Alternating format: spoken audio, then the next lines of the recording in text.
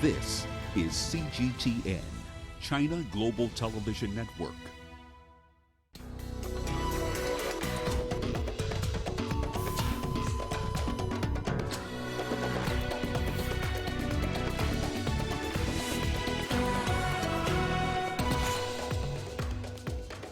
Scientists discover skull of human ancestor in Ethiopia dating to 3.8 million years ago.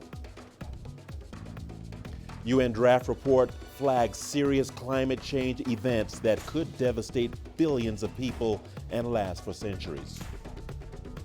And women in the armed forces. South Africa Defense Force celebrates women in their ranks. Hello and welcome to Africa Live. As always, great to have you with us. I'm Richard Searle live in Nairobi. And for those of you joining us from across the continent and around the globe, we thank you for joining us. And tonight, I'm alongside my colleague Uche, who has our business headlines. Uche. Thanks, Richard. And here's a look at what's coming up on Africa Live Biz. China reiterates that it has ample tools to retaliate against the U.S. on the tariff war, but it will prioritize talks. And Nigeria partially closes its border with Benin to stop rice smuggling. Of course, all that coming up within the program. For now, back to you, Richard. Thank you so much, Uche. We begin in China, and the Philippines have announced plans to set up an intergovernmental joint steering committee on oil and gas cooperation. The announcement was made after a meeting between Chinese President Xi Jinping and his Filipino counterpart, Rodrigo Duterte, in Beijing. During the meeting, President Xi said China will continue to promote the Belt and Road Initiative, implementing joint projects with the Philippines in infrastructure, industry, and energy. He said the two sides have maintained effective communication on the South China Sea issue, adding both countries should commit themselves to promoting the code of conduct in the region and its long-term stability. Philippine President Rodrigo Duterte also said his country was ready to promote joint exploration of oil and gas with China. The two leaders are scheduled to attend the opening ceremony of the FIBA Basketball World Cup in Beijing.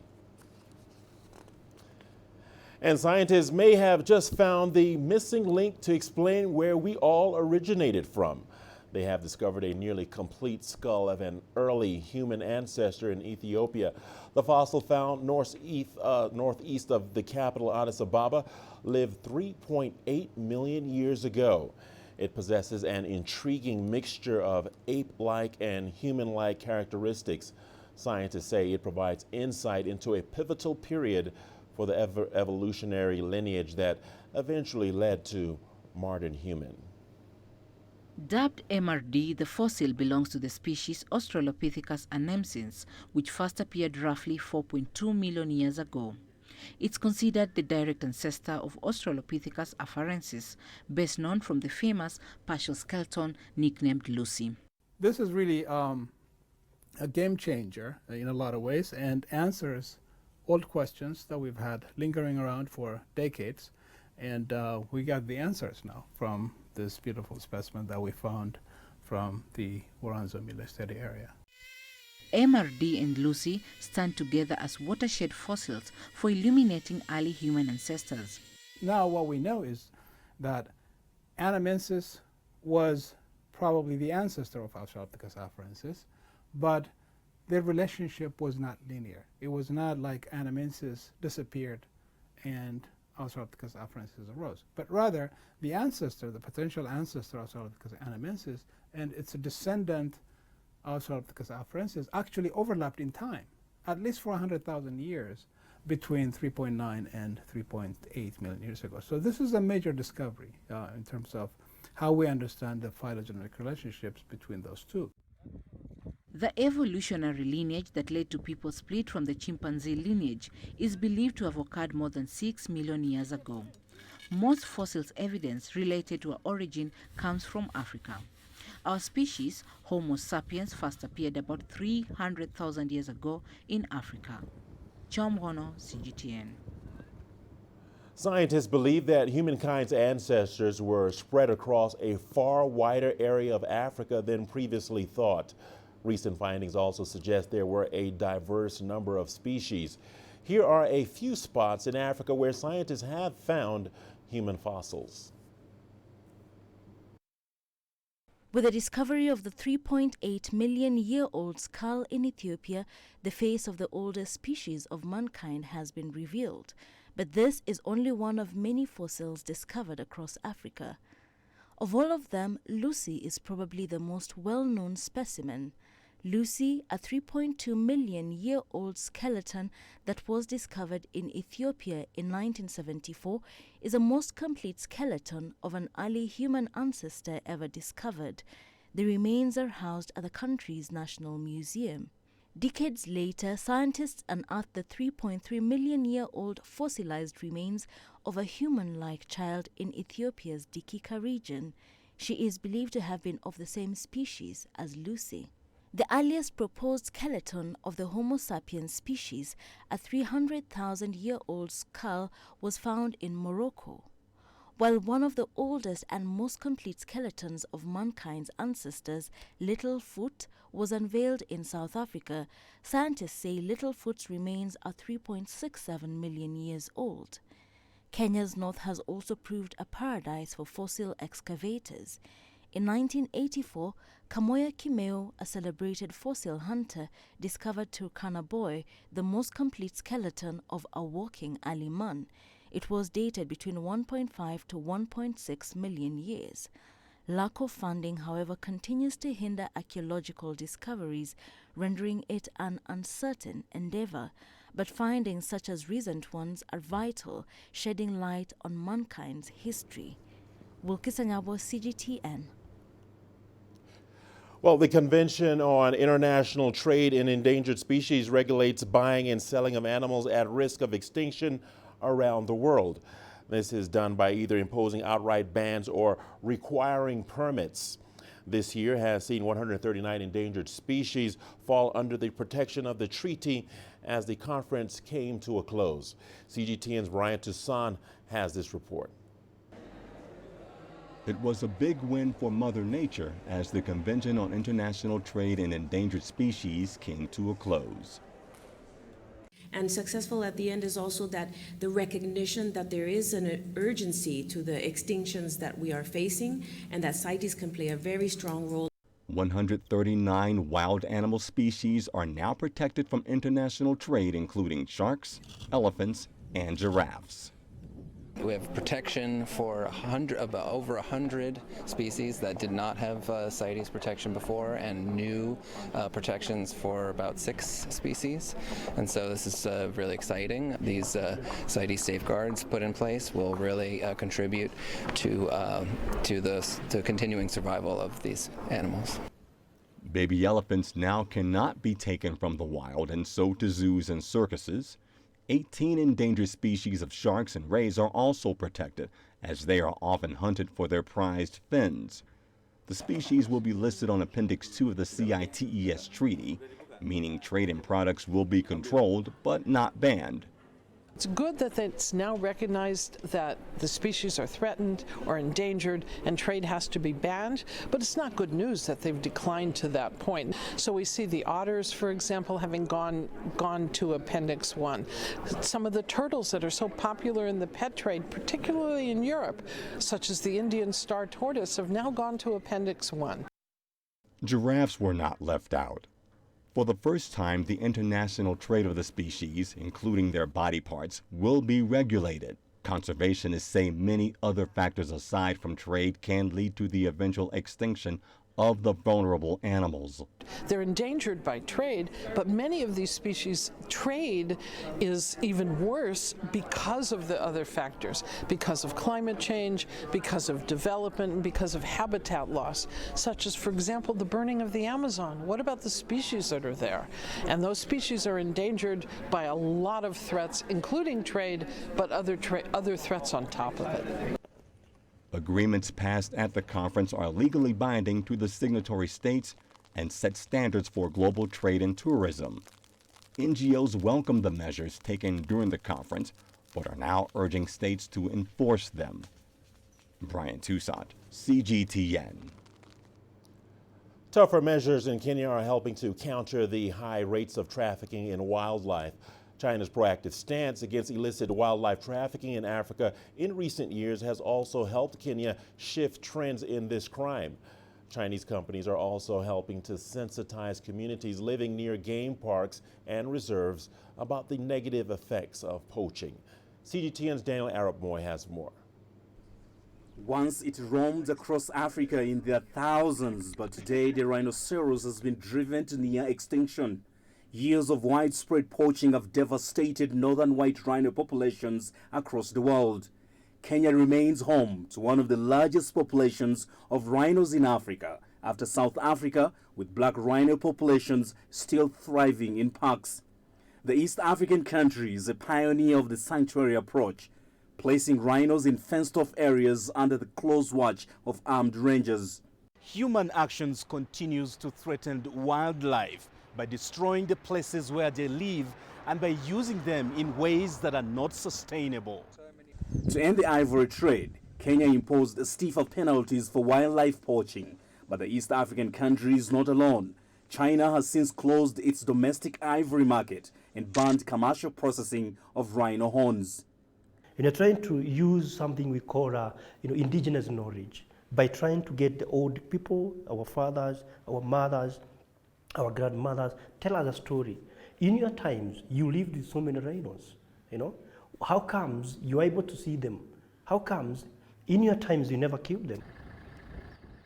Chinese companies operating in Kenya have also been on the forefront in sensitizing local communities near parks about the dangers associated with poaching. This is a big milestone, and I would say that for many years, people have been fighting China. You cannot fight the person who is making a change. So, and it is good they came voluntarily to say now enough is enough. And now to surprise now that they are even telling Kenyans to stop poaching. And this actually is what I would say should be the message. A team of vets recently managed to harvest 10 eggs from the last 2 surviving female northern white rhinos in Kenya, in an unprecedented procedure restoring hope about the future of the white rhino. Conservationists say that concerted efforts should be employed to save the last northern white rhinos and also galvanize the world's attention to the plight of all rhinos to avoid making decisions that undermine law enforcement and fuel demand for the rhino horn. Daniel Arab-Moy, CGTN, Nairobi, Kenya. Let's now focus on matters of climate change. A UN draft report is painting a grim picture for the world as the world continues to destroy Mother Earth. The report says humanity should brace for tough times ahead with serious effects that could last for centuries. The report cites the loading of carbon dioxide in the atmosphere, which has led to the melting of glaciers, the rise in sea levels, and a host of other effects as the main reason behind climate change. That aside, the report says things will get worse if nothing is done to reverse pollution. The report comes ahead of the 2019 Climate Action Summit, which is set to kick off on September the 23rd in the Chilean capital of Santiago. You are watching Africa Live on CGTN. We'll see you on the other side of the break with more news. Here's a look at the headlines. 99 migrants denied entry into Italy after being rescued at sea off Libyan coast. And Syrian and Yemeni refugees introduce restaurants featuring their unique cuisines.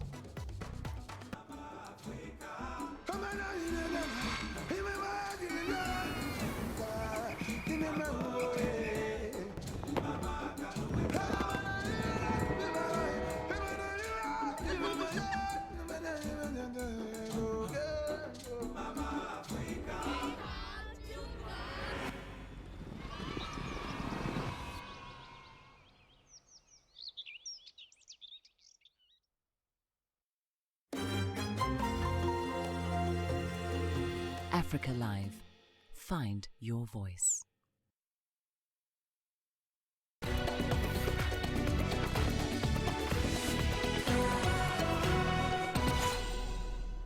Welcome back. In Hong Kong, police say they have rejected applications by an organization to hold a public meeting and procession this Saturday in the city's central and western districts. Police have prohibited the public meeting and objected the public procession. The objection is in the interest of public safety and public order and protection and right and freedom of others' citizens. We believe there's a very, very high chance that certain radical protesters would hijack these proposed public events again. The potential danger would be a grave concern and threat to public safety. Police must take proactive steps to prevent such violence from repeating, as we are duty-bound to preserve public peace and to protect life and property. Police allowed a demonstration to be held last weekend, but protesters deviated from the designated route, attacked the police, and destroyed lampposts. Police said such violent acts are putting the city in a very dangerous situation. Meanwhile, the Hong Kong and Macau garrisons of the People's Liberation Army have completed their 22nd and 20th rotations of their members, respectively. The rotations were conducted early on Thursday to minimize the impact on the daily lives of the residents. Well, more than 200 migrants have been rescued by Spanish Coast Guard as they attempted to make a crossing from Africa to Spain. The Coast Guard says the migrants from sub-Saharan Africa were found in 3 rafts in the Alboran Sea between the northeastern part of Morocco and the southeastern part of Spain. The rescue comes at a time when Spain is preparing for the arrival of a Spanish warship of 15 migrants from an Italian port, following a prolonged standoff between Italian authorities and a Spanish registered private rescue boat. According to Spain's Interior Ministry data, 18,018 migrants have so far arrived in the country this year by mid-August. This is a decrease of 39% from the same period last year. And another rescue ship with 99 migrants on board, including pregnant women and children, has been denied access to Italian waters south of Lampedusa. The migrants were rescued off the Libyan coast after they were found drifting in a rubber dinghy that had begun to deflate. Italian NGO Mediterranean Saving Humans says the rescue ship was boarded by 2 Italian Financial Guard officers who told its crew members the ship would not be allowed to port in Italy. This in accordance with a decree made by outgoing Interior Minister Matteo Salvini. The NGO also says it has requested for medical assistance for those on board, but is yet to receive a response. Italy has long complained it has not been getting enough support from European countries when it comes to dealing with the migration. Last year, Salvini shut ports to rescue ships run by aid groups. Since then, such vessels have repeatedly been left stuck at sea for days as EU states spar over what to do with the people on board. Well, there is a growing number of Ethiopian, Yemeni, and Syrian restaurants sprouting up around Addis Ababa. CGTN's Gerwin Chala toured some of the traditional restaurants and spoke to locals about the delicious cuisine. In this Arabic cuisine restaurant, Mr. Omar Abdullah, a businessman from Yemen, has given work opportunities for his fellow Yemeni and some Syrians. Out of consent through the new Ethiopian law that allows refugees to integrate with the local community, citizens of the 2 nations are now earning their daily breads by owning and as well working here and other similar famous Arabic restaurants across Addis Ababa. Many Yemeni people come to Ethiopia due to the chaotic political and war situations. Some also come for economic reasons. But when all neighboring doors like Emiratis and Saudi were closed to Yemeni people, it's only Ethiopia which welcomed them all with arms wide open. It's Prime Minister Abiy who should be thanked for his introduction of the new law which allows Yemeni people to get visa over the internet. Ethiopia is a second country for all Yemeni people. Many of these young men came to Ethiopia from their war-torn countries of Yemen and Syria through Sudan and Somalia. Though their journey was tough, it appears they are happy here. People of Ethiopia have welcomed us with smiles and kindness. We even got an opportunity like any normal people. I, for instance, earn hundreds of dollars per month from the work I do here. I too have been received warmly here in Ethiopia. I'm working every day and living my life like my Ethiopian brothers and sisters. Still, on the streets of Addis Ababa, it is becoming usual to witness Syrian refugees, young and old, begging. IOM and the Ethiopian government are said to be working hand in hand to continue assisting these refugees. Omar Abdullah, however, hopes Ethiopia and its leader can help bring a lasting peace to at least Yemen. The Prime Minister of Ethiopia has already sent off an exciting message to all Yemeni back home. He urged them to unite and stop the war. We are happy for that. But now, what we want from Dr. Abiy is for him to continue with his efforts. And as much as he can, we believe he will mediate a lasting peace in Yemen. I know he can do it. It's not going to Switzerland, Geneva that will solve the problem. God willing, it's Abiy who is able to help end the war. With close to 1 million refugees in it, Ethiopia is also now becoming not only one of the largest refugee host nations in the world, but also one that integrates them to its communities and open doors for them to work too. Addis Ababa is similarly hailed for its role of conflict prevention after Prime Minister Abiy Ahmed's successful peace brokery in Sudan. Grumtala CGTN, Addis Ababa, Ethiopia. Meanwhile, delegates are meeting in Ethiopia to discuss climate change solutions on the African continent. The meeting has been organized by the African Union and the United Nations Economic Commission for Africa. Its aim is to find an action plan ahead of next month's UN Climate Action Summit. Like the rest of the world, Africa has been grappling with the effects of climate change. Countries such as Zimbabwe, Malawi, Comores, and Mozambique are still reeling from the recent cyclones of Idai and Kenneth, which left many people dead and more displaced. According to the United Nations estimates, Africa produces only 4% of the gas emissions, but has been directly affected by impacts of climate change. Let's now speak to Simon Gear, an environmental scientist joining us from Johannesburg. Simon, thank you for joining us here on Africa Live. Well, Simon, estimates say Africa contributes only 4% of gas emissions.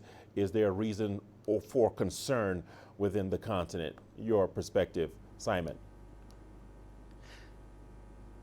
Yeah, good evening. It's one of the great ironies of climate change is that Africa really hardly contributes at all, and yet to climate change, and yet is reaping a lot of the effects. You've got to understand this is not a localized thing. Okay, so the CO2 that is put out by China, by North America, by Europe, that contributes to the global warming, and that is what changes the climate patterns, and that is why climate change is so difficult to fix, because we all have to act together as a globe, not just as individual nations. Okay, Simon, let me ask you this. What in practical terms can African nations do to mitigate climate change? Okay, so realistically, because Africa is only responsible for 4% of those emissions, certainly the big emitters, Nigeria and South Africa, pretty much need to take a lead and make sure that they are distributing their energy sources widely away from fossil fuels. So that's the first step. But mostly Africa is going to be about adapting to changing climates. And that means making sure that, that their agricultural sectors are really robust, are well-resourced, are able to cope with variations in rainfall, that sort of thing. And then investing in flood prevention, disaster prevention around hurricanes. So we're looking at an increased likelihood of droughts or an increased variability in wet and dry seasons, and then an increase also in the likelihood of destructive storms like hurricanes coming in off the Indian Ocean or tropical storms coming in off the Indian Ocean. And so investment in both of those two sectors is critical. All right, piggybacking on what you've just said, let's talk about that a little more. Can you paint a picture for us of what climate change effects African populations are looking at in the near term? Yeah, so the best proxy for a climate change future for Africa is probably when we have really severe El Nino years. And when we have those El Nino years where it becomes quite hot and dry over eastern and southern Africa in particular, we often have crop failures throughout those areas.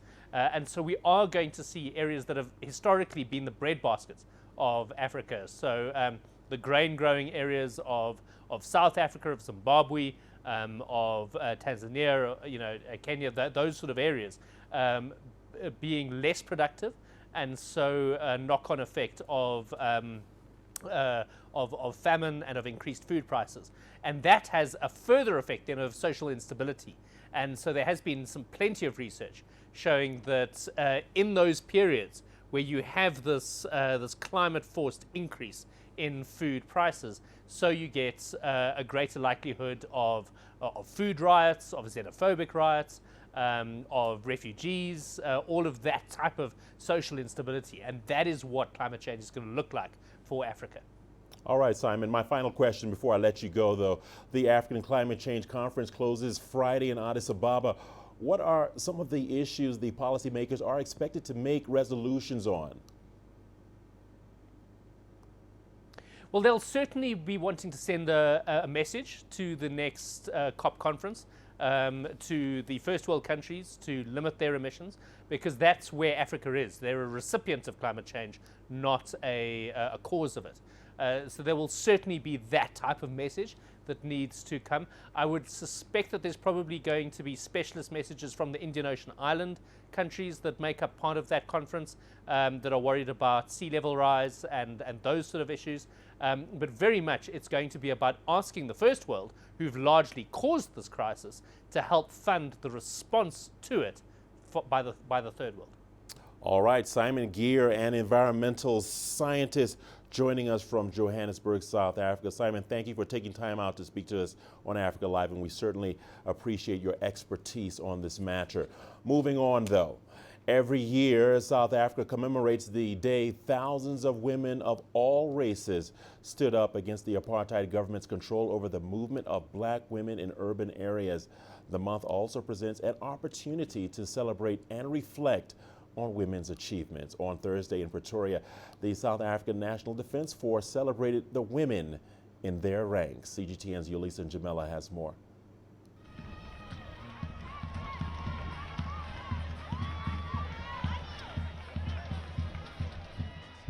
An all-female lineup.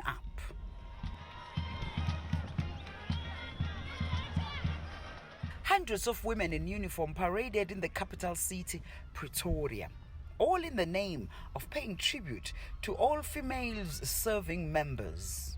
This is an annual event held in commemoration of Women's Month. This parade also commemorates the more than 20,000 women who marched against the past laws back in August 1956. This year marks the 63rd anniversary of that historic march. Armed with no weapons, no technology, demonstrated the spirit of the lioness against a system that sought to divide and destroy their families through the evil apartheid past laws. Their courageous and fearless act defined the course of South African women's struggles against all forms of oppression for the generations to come. The month of August is set aside here in South Africa to celebrate women. Their works and achievements are put on the spotlight. The Ministry of Defense and Military Veterans has vowed to do all it can to ensure the protection of women in its ranks, especially against gender violence. Victimization, sexual harassment, exploitation and abuse, gender-based violence are in direct violation of the Constitution of the Republic. While acknowledging some failures, Mapisa Ngakula also recognized the many strides made in the last 25 years. On reflection, the 25 years of democracy has brought about huge achievements in the SANDF, of which the advancement of women in the military is commendable. Women's representation increased from 1994.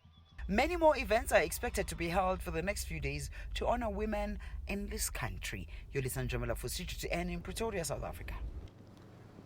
Well, the news continues on Africa Live. We've got your business headlines up next with Uche Okoronkwo. Thanks, Richard. And coming up on Africa Live Biz, China reiterates that it has ample tools to retaliate against the U.S. on the tariff war, but it will prioritize talks. And Nigeria partially closes border with Benin to stop rice smuggling.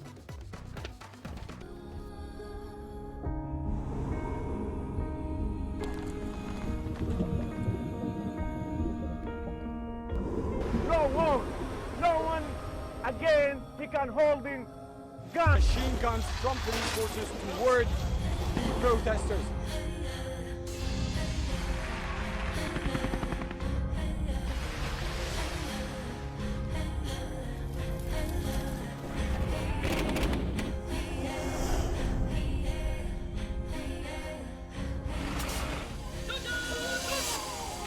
Were you worried about your life at that particular time? Not at all. Thank you very much for your time. What is your assessment of the state of the continent today? Africa has the potential to power itself. Excuse me.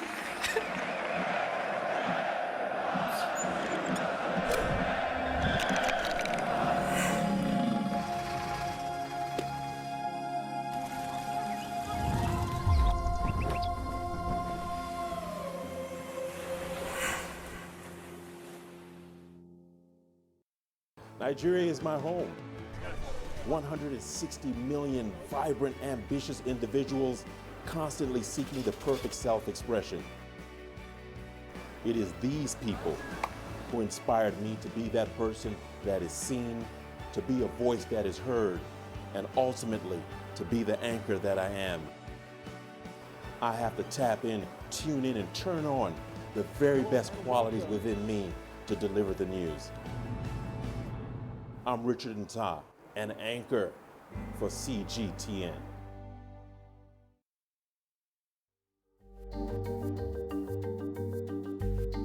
Africa Live. Find your voice.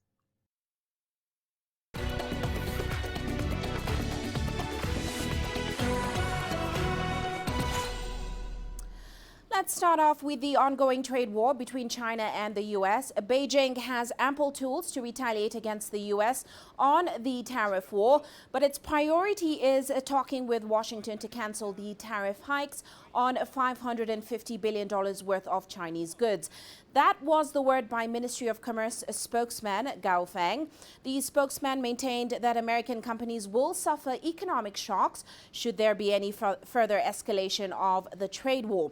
Now, Gao also discussed China's newly proposed corporate social credit system and Beijing's recently announced unreliable entity list. He said that the two projects are different systems that will be used for different market purposes.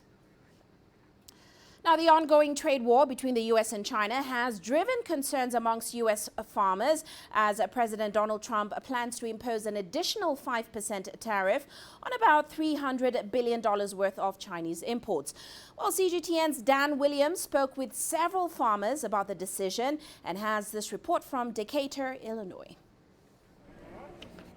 The U.S. agricultural industry has faced a fair bit of turbulence in recent years, and prospects for the future look far from stable. The Farm Progress Show is the largest outdoor farm event in the United States, but weighing heavy on the shoulders of manufacturers and farmers is the trade dispute between the United States and China.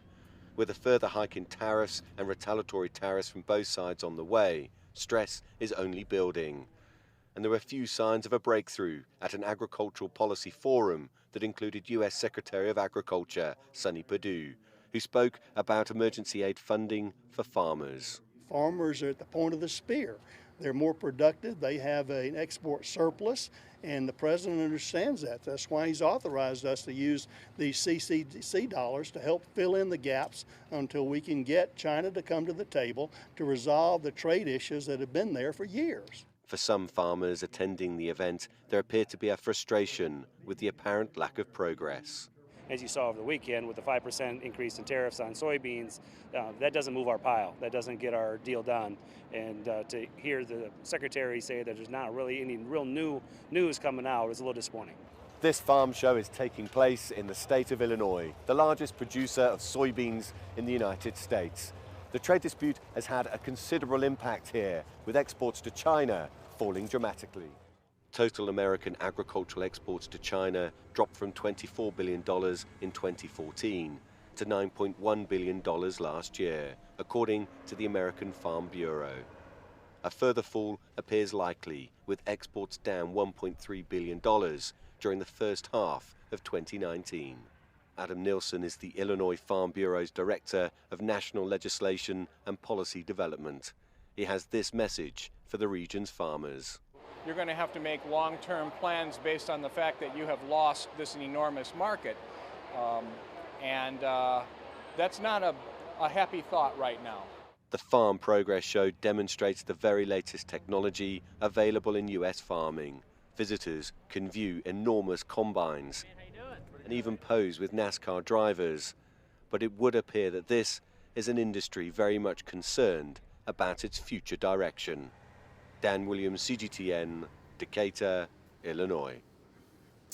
And heading back to the continent now, Nigeria has partially closed its western border with Benin in an effort to curb rice smuggling and conserve foreign exchange reserves.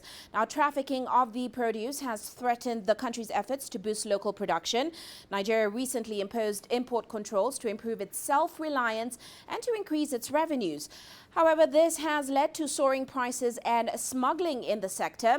Earlier this month, President Muhammadu Buhari ordered the Central Bank of Nigeria to halt foreign exchange for food imports as part of his initiative to bolster the agricultural sector. Now, a meeting between Nigeria and Benin has been set to determine the measures of controlling the practice at the borders. And staying in the country, MTN Nigeria has officially launched its mobile money platform called Momo as a key to bridging financial inclusion in Nigeria. Now, the digital financial service will provide money transfer services through mobile phones. MTN announced it was gearing up plans to become a payment bank after obtaining approval from the central bank in July. Of course, back in July as well, MTN Nigeria was awarded an operational license by the Nigerian Central Bank that will allow the telecoms firm to provide its financial services. Meanwhile, Nigeria has opposed a British commercial court verdict which ordered it to pay $9 billion for breach of contract. Process and Industrial Development took the Nigerian government to court, accusing it of violating the 2010 gas contract, and has signified its intention to target Nigerian assets in a bid to enforce the penalty. Here's CGTN's Deji Badmus with more. 3 ministers and the governor of the central bank, all in one media briefing. It's a clear indication of just how important the issue is. This is the very first time the Nigerian government would be issuing a comprehensive response over the decision of the British court granting Process and Industrial Development the power to enforce a $9 billion arbitral award against the country. There is no imminent threat to Nigeria's assets. In the first instance, the enforcement of the award cannot even commence now because the judge in the UK court ordered that the P&ID cannot enforce the judgment against Nigeria until after the court resumes from its current vacation. At the heart of the legal case is a gas contract dating back to 2010 and signed between Nigeria's Ministry of Petroleum and the British engineering firm P&ID, which is supposed to construct a gas processing plant in the southern part of the country. The contract would subsequently be terminated by the next government, prompting P&ID to head to arbitration, seeking hefty compensation in damages and loss of profit over a 20-year period. But the current Nigerian government now says the contract itself was suspect in the first place. The contract was originally designed to fail fundamentally against the background of the fact that there were inherent elements of breaches that were designed into it right from conception. PNID, or the contractor in this case, had mentioned that it had invested close to about $40 million in the project. We don't have any information in our records to show that this company brought in 1 cent into this country. If the judgment is eventually enforced as it is, Nigeria's struggling economy will take a direct hit, and the country's foreign reserve would become the first casualty. No one understands this better than the country's Minister of Finance. 3.5 trillion naira in our national budget will be covering for us the personnel cost, which is about 3.2 and some. So this award that is unreasonable, that is excessive and exorbitant, is also unfair and is an assault to each and every Nigerian. The Nigerian government says it will apply for a stay of execution of the judgment while it considers other means of settling the matter. For now, the president has ordered a thorough investigation into this whole contract award and has vowed to deal with anyone found wanting in what it believes is one of the biggest contract scams in the history of the country. Deji Badmos, CGTN, Lagos, Nigeria. And meanwhile, in South Africa, the government has outlined a set of reforms to restore economic growth.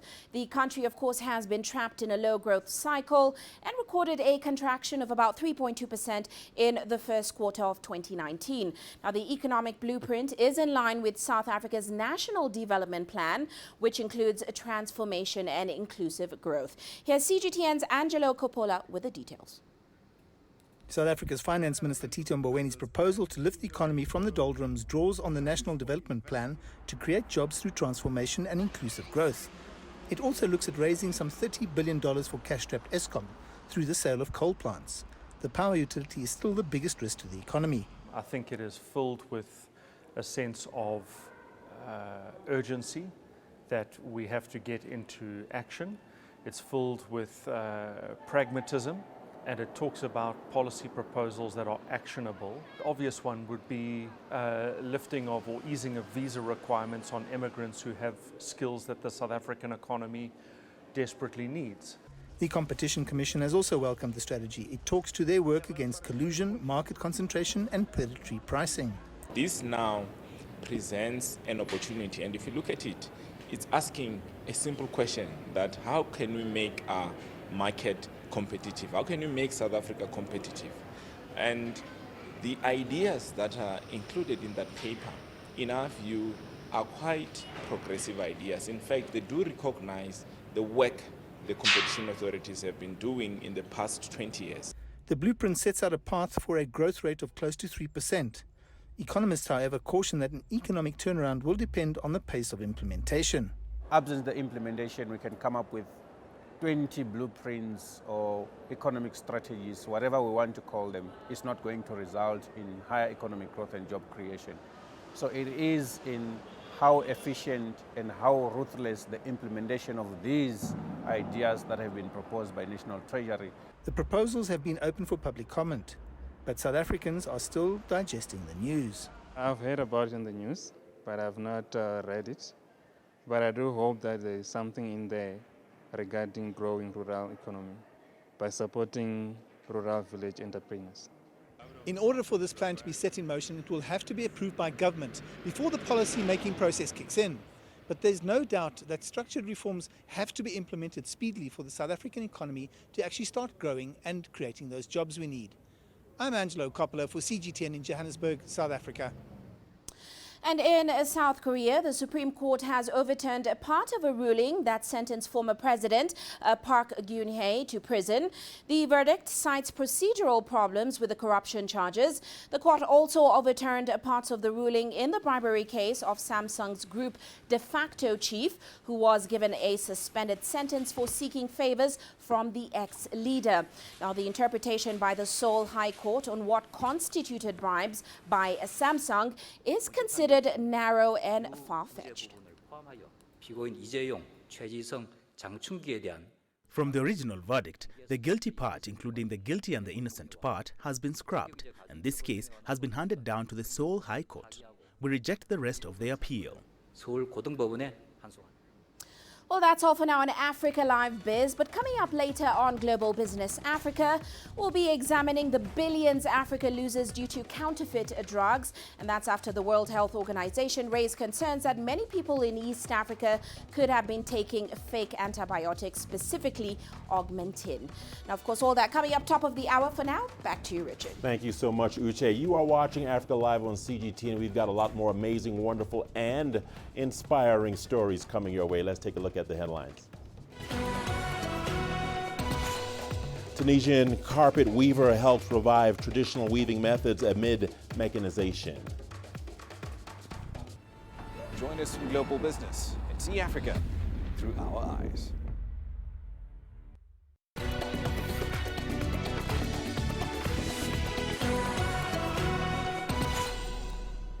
Welcome back. A Tunisian carpet weaver is helping revive the ancient craft.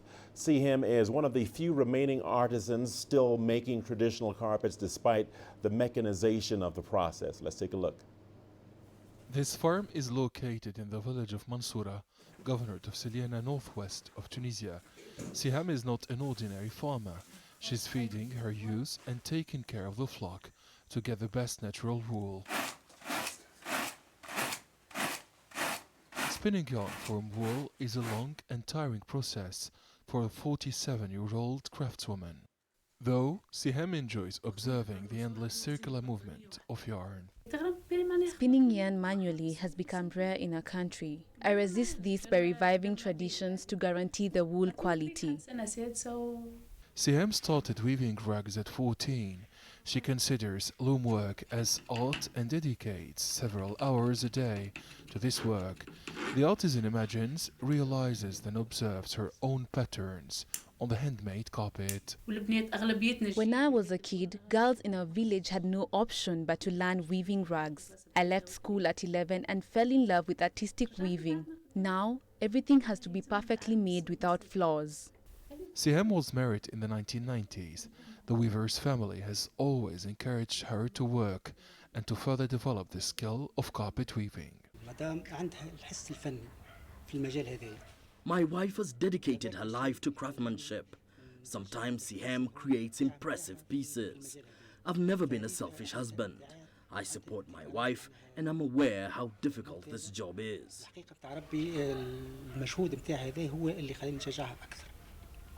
Earning a decent living and empowering women in this remote inner region are some of Siham's dreams. Women are deserting this sector and abandoning loom work. I want to revive it and to train new generation of weavers. Craftsmanship is our past, present and future.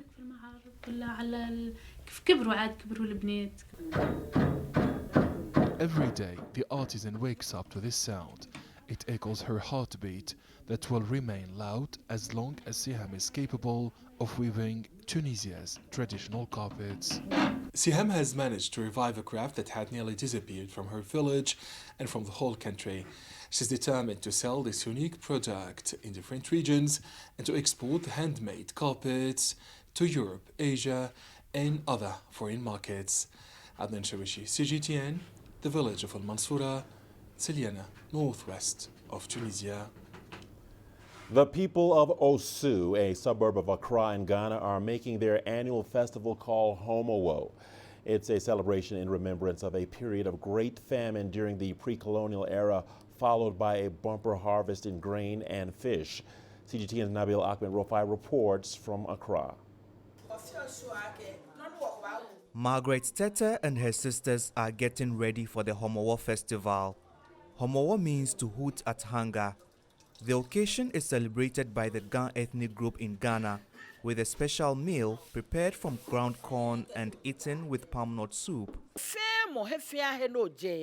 We share the food with anyone who comes to this house during the festival because we want to shame hunger. We later meet as a family and mend all broken relationships.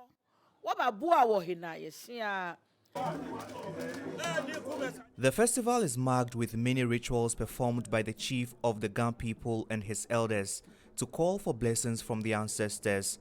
This is to remember the period in their history when there was a long drought and food was hard to come by. We are witnessing another festival today. We pray for peace and blessings for our community. We hope to celebrate the occasion better next year. We also pray for blessings for our chief Ni Okewe Kinka and all his elders. Before the celebration, the communities in Accra and surroundings observe a month's ban on noise making. It's a period where they plant crops and pray for a bumper harvest to climax the festival. Once the ban is lifted, it's now time for merrymaking. The celebration of Omowo gives the young people in the Ga community the chance to learn more about their culture. The chiefs and elders here are hoping to pass these traditions down to the next generation. And the youth are happy to take part in this celebration as they embrace their culture. We are celebrating the Homowo in peace. It's an exciting occasion. Even when you're angry with someone, this is the time to patch up. As the people here celebrate the Homowo festival, they say they hope to work together to bring continued peace and prosperity to their communities. Nabil Ahmed Rufai, CGTN, Accra, Ghana. Well, the news continues on Africa Live. We've got your sports news coming up after the break. Don't touch that dial. Don't go away. Here's a look at what's ahead. Springboks coach Rossi Erasmus confident of his side ahead of Rugby World Cup in Japan.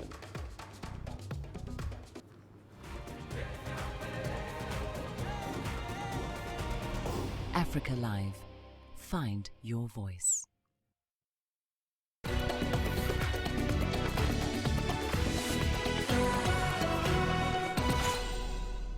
All right, to sports news now, where South Africa's rugby head coach Rossi Erasmus believes fine margins will decide who will win the Webb Ellis Trophy in Japan during the World Cup next month. Now, Erasmus who is also the country's director of rugby, says that small details, including the odd referee decision, bounce of the ball, or missed tackle, will be crucial in determining who will win the World Cup. He declared the Springboks preparations have been perfect, but they are not World Cup favorites. We want to train really well and play really well. And I think if we're lucky and we don't get a lot of injuries, we should really go deep in this tournament. I think we should be getting close to playoff matches and then it's a referee decision or a bounce of a ball or a missed tackle. Nobody can predict what happened in a semi-final or final. But we do have the talent, we've worked really hard, we prepared really hard, we've got the support, I think the media are really, we can't say that the media are being negative at this stage. So we hope we go deep and hopefully the bounce of the ball go our way and hopefully come back with the cup.